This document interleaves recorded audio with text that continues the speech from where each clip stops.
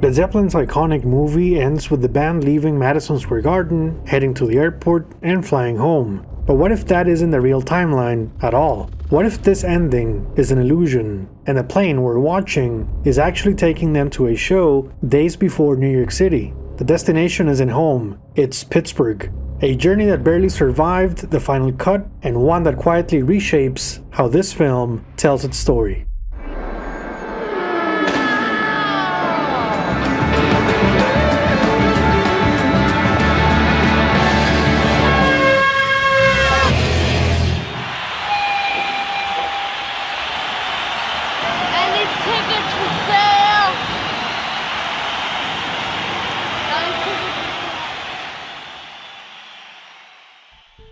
Our story begins on Tuesday, July 24th, 1973. Led Zeppelin had played Baltimore the night before, where the film crew captured a small amount of footage before returning to New York City's Drake Hotel and waking around noon. Things moved fast, outfits ready, motion through the hallways, that familiar pre-show momentum. Even Robert Plant sent out for a haircut, while limousines waited downstairs for the short run to New Jersey and a private flight out of the city. Cameras rolling the entire time, and those quick limo shots of Bonham and Plant were later edited to suggest they're already tearing down a Pittsburgh highway, but that's not what we're seeing at all. These moments were filmed earlier en route to Teterboro, with Zeppelin's friend, British musician Roy Harper, riding along in red. The warm sunset lights still hanging in the air, and Robert looking like he's piecing together whatever happened the night before. Teterboro Airport became the setting for what are now some of Led Zeppelin's most iconic photographs, images that have appeared on countless posters for decades, like this one I found in old boxes in my house. The cameras were rolling, Page, Plant, Jones, and Bonham, framed by the setting sun, prepared to board the Starship, this time not heading home, but going to Pittsburgh, Pennsylvania. Footage from this moment survives, both in The Song Remains the Same and in additional outtakes.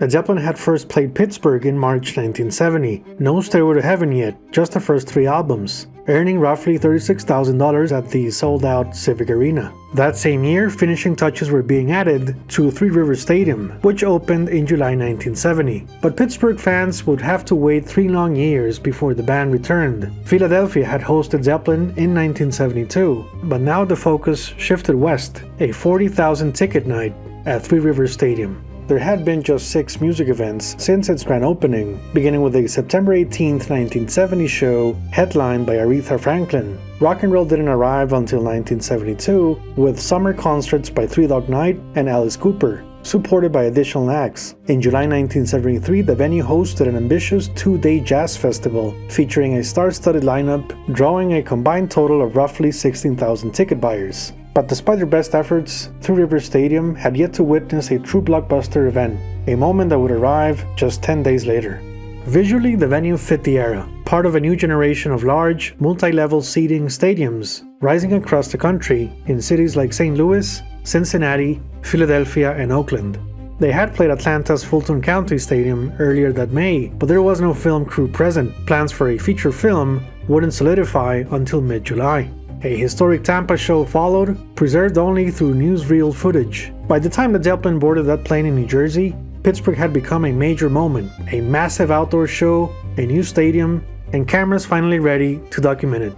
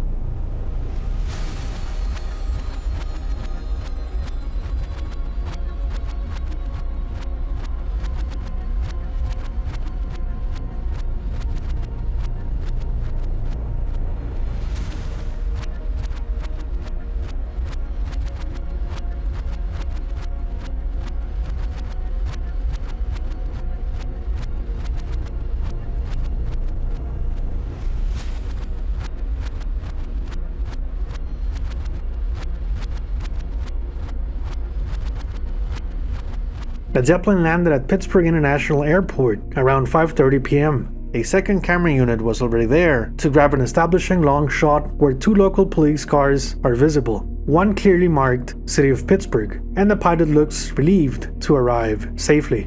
We then see Jimmy Page and Robert Plant disembark, focused on showtime despite Page's rockstar cough, before being escorted to the limousines by tour manager Richard Cole. Yes, the same guy from the movie's Mob intro. Also on the scene was Roy Harper, joining them. The caravan departs on their police escort via the airport's north side exit. It was the most secure and practical route on a day advertised since late May, early June, and expected to draw one of the tour's largest crowds. Pittsburgh was ready. From there, the band merges onto Interstate 376 and heads downtown. We can see a shot of Page, Plant, and Roy Harper on this highway. Who knows what Robert was discussing here? Maybe he was talking about the cosmic energy. Now, there were multiple ways to reach Three Rivers Stadium, with the most famous being the dramatic first-time reveal over the Fort Pitt Bridge, the way most first-time visitors come to know the city, myself included. But Zeppelin needed a lower-profile approach, so they went underground, exactly as shown, through the Liberty Tunnel and out over the Liberty Bridge.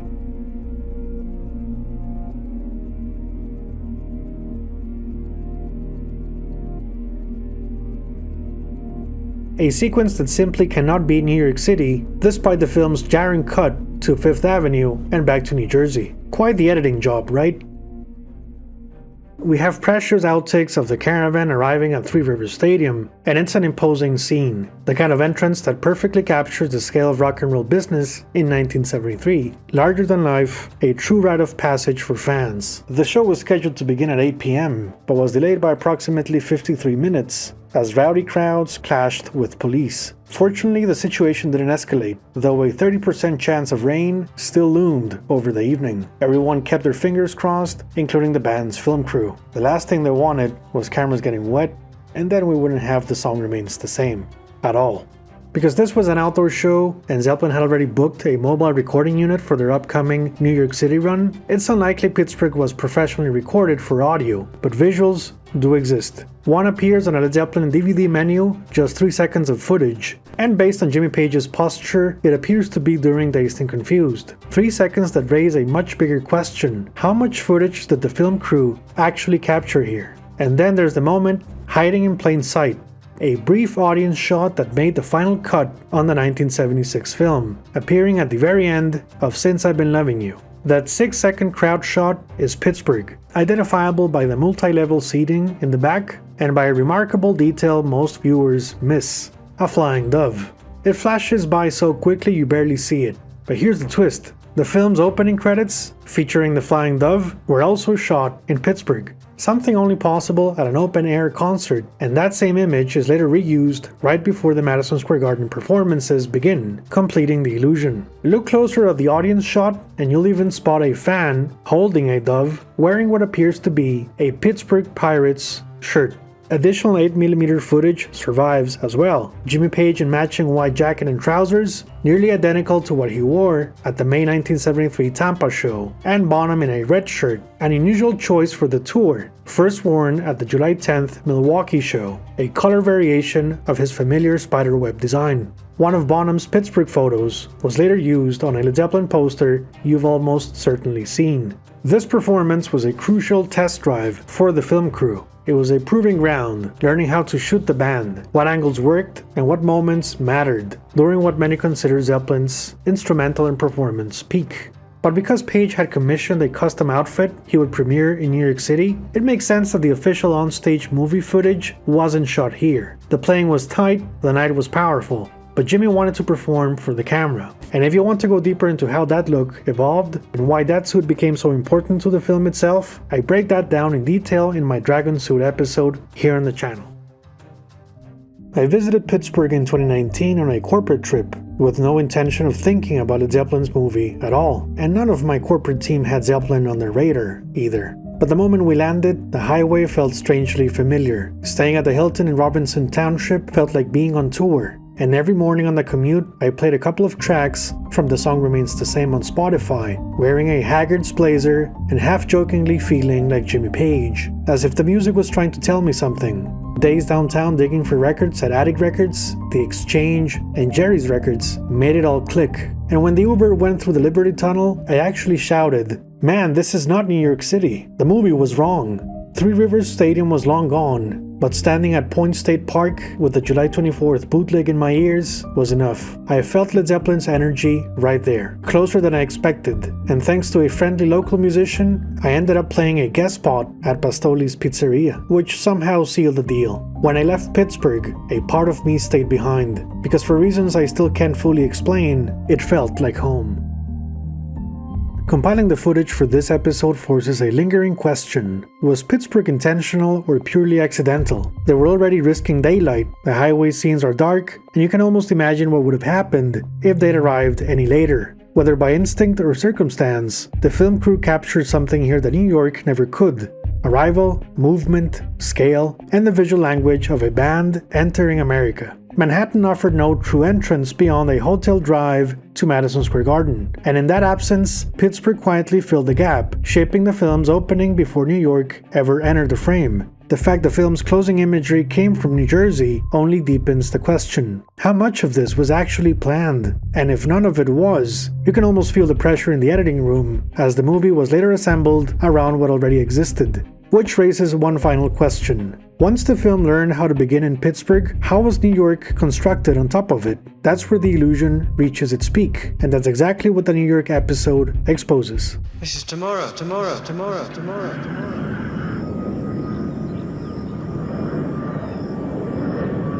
If you stayed, welcome to the concert analysis section. This was Led Zeppelin's final rehearsal, if you will, before their 3-night recording run in New York, which makes the Pittsburgh show fascinating to revisit, its jams, its solos, and its overall atmosphere. Without further ado, this is Three Rivers Stadium, July 24th, 1973.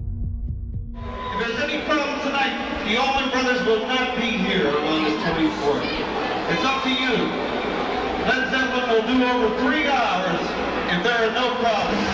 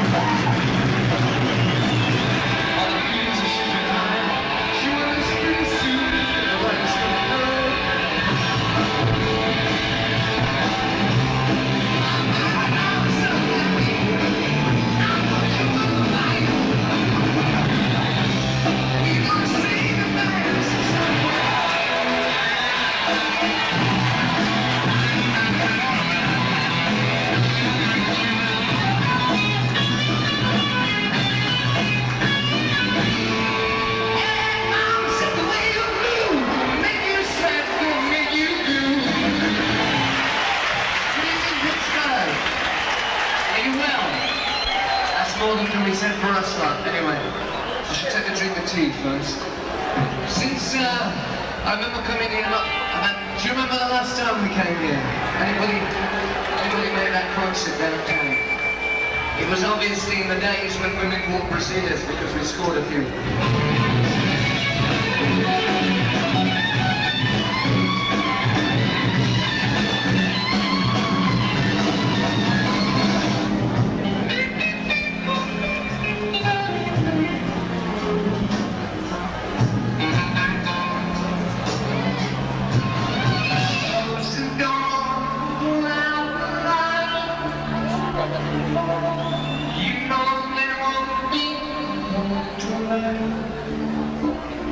No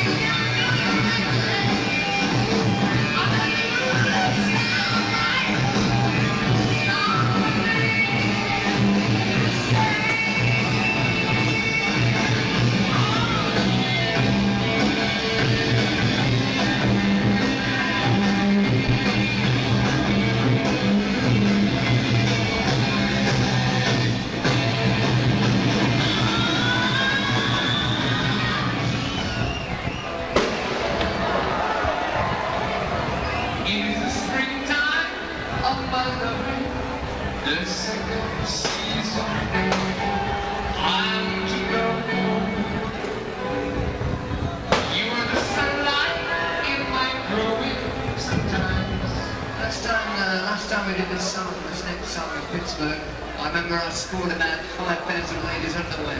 Fortunately now they've worn out, so I've got to get some new ones.